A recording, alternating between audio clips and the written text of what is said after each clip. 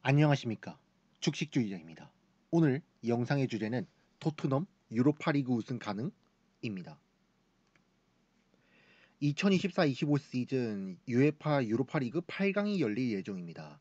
여러 대진이 있지만 그중 제가 가장 주목하는 경기는 토트넘 대 프랑크푸르트 간의 경기입니다. 아마 저뿐만 아니라 많은 축구 팬들도 궁금해하고 주목할 경기가 아닐까 싶습니다. 일정도 나와 있습니다. 1차전은 4월 11일 새벽 4시 토트넘 핫스퍼 스타디움에서, 2차전은 4월 18일 새벽 4시 코메르츠방크 아레나에서 열릴 예정입니다. 우선 현재 토트넘 핫스퍼의 상황에 대해 말해보도록 하겠습니다. 이번 2024-25 시즌의 경우 카라바오컵은 4강전에서 리버풀에 패배하여 탈락, FA컵은 32강전에서 아스톤빌라에 패배하여 탈락, 리그는 31라운드 기준 14위로 강등을 피한 것에 만족해하는 상황입니다. 현재 리그 성적으로는 챔피언스 리그는커녕 유로파 리그와 컨퍼런스 리그도 4치입니다. 지금까지만 보면 최악의 시즌이라고 봐도 무방합니다. 이런 상황에서 유로파 리그는 토트넘에 있어 마지막으로 남은 동아줄이라고 봐도 과언이 아닙니다. 이번 시즌 유로파 리그를 들어올린다면 그동안의 부진 및 최악의 모습을 만회할 수 있을 정도라고 봐도 과언이 아닙니다. 우선 팀의 오랜 수건이었던 오랜 우승 트로피를 들어올릴 수 있습니다. 이는 구단, 선수들, 팬들에게 모두 큰 기쁨이자 자부심으로 남을 것입니다. 그리고 다음 시즌 챔피언스 리그를 진출할 수 있습니다. 상위 무대의 유럽 대항전에서 뛴다는 것은 유망한 자원을 끌어모으는 동기 요소로 작용합니다. 이러한 점을 고려해봐도 유로파 리그 우승이 현재의 상황을 만회할 수 있는 유일한 길이라고 봐도 과언이 아닙니다. 그리고 손흥민 선수의 커리어에 대해서도 이야기를 하지 않을 수 없습니다. 손흥민 선수, 지난 10년간 토트넘에서 뛰면서 수많은 축구 팬들을 설레게 만든 인물이었죠. 저 역시도 학창 시절부터 시작해서 손흥민 선수의 경기를 보면서 자란 세대로 굉장히 행복했습니다. 손흥민 선수의 개인 커리어는 환상적입니다. 2020-21 시즌 잉글랜드 프리미어리그 득점왕, 2020년 피파 푸스카스상, 그리고 127골로 프리미어리그 역대 득점 공동 16위, 71도움으로 역대 도움 17위를 차지했습니다. 그러나 팀 커리어를 보면 개인 커리어에 비해 많이 빈약한 것이 현실입니다. 2018 아시안게임 금메달을 제외하면 팀으로서 얻은 우승 트로피가 없습니다. 이 정도로 우승 운이 없나라는 생각이 들 만큼 팀 우승 커리어가 많이 빈약한데요. 2015 아시안컵, 2016-17 시즌 프리미어리그, 2018-19 시즌 챔피언스리그, 2020-21 시즌 카라바오컵 등 여러 대회에서 준우승을 거두며 눈앞에서 우승을 놓친 안타깝고 슬픈 기억들이 납니다.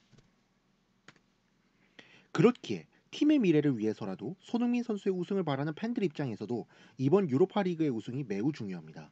프리미어리그 빅6의 지위를 얻기 위해 지난 10년간 노력했던 것을 생각해서라도 토트넘과 동행할 시간이 남지 않은 손흥민 선수를 바라보는 팬들의 입장에서도 우승을 차지하는 것이 최선의 시나리오일 것입니다.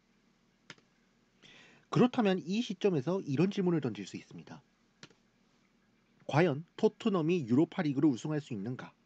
지금부터 한번 살펴보도록 하겠습니다. 우선 8강 상대인 아인트라흐트 프랑크푸르트에 대해 한번 얘기해 보겠습니다. 4강 결승에 대해서도 얘기할 수 있지만 눈앞에 있는 상대를 꺾어야 그 다음이 있기에 이번 영상에서는 프랑크푸르트에 대해서만 다루도록 하겠습니다. 프랑크푸르트는 현재 독일 분데스리가 3위를 차지하고 있습니다. 1위가 전통의 강호 바이에른 뮌헨, 2위가 디펜딩 챔피언 레버쿠젠인 걸 감안하면 굉장히 좋은 모습을 보여주고 있는 건데요. 현재 토트넘의 리그 위치를 고려하면 쉽지 않은 상대입니다. 사실 토트넘과 프랑크푸르트는 초면이 아닙니다. 불과 몇 년 전 2022-23 시즌 챔피언스 리그 조별리그에서 만난 적이 있습니다. 당시 조별리그 3차전과 4차전에서 만났는데 각각 0대0 무승부 3대2 승리로 끝났습니다. 두 경기 모두 결코 쉬운 승부가 아니었습니다.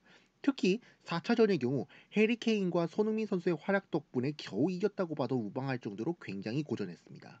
지금의 토트넘을 고려하면 더 어렵게 느껴질 것입니다.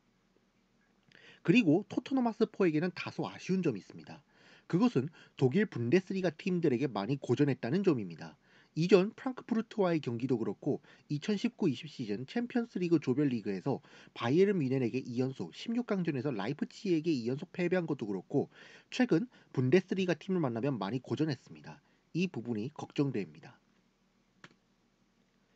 다만 제 입장에서 제일 걱정되는 부분은 상대보다 내부에 있는 한 인물이라고 봅니다. 그 인물 바로 포스테코글루 감독입니다. 최근 30라운드 첼시전이었죠. 0대1 패배로 경기가 끝난 후 원정 응원을 하러 온 토트넘 팬을 도발했다는 부분 때문에 논란이 되었는데요. 이전 29라운드 풀럼 원정 패배 이후 팬과의 신경전을 벌인 일이 있었죠. 연이어 팬과 마찰을 빚는 모습을 보이며 부정적인 이미지를 심었습니다.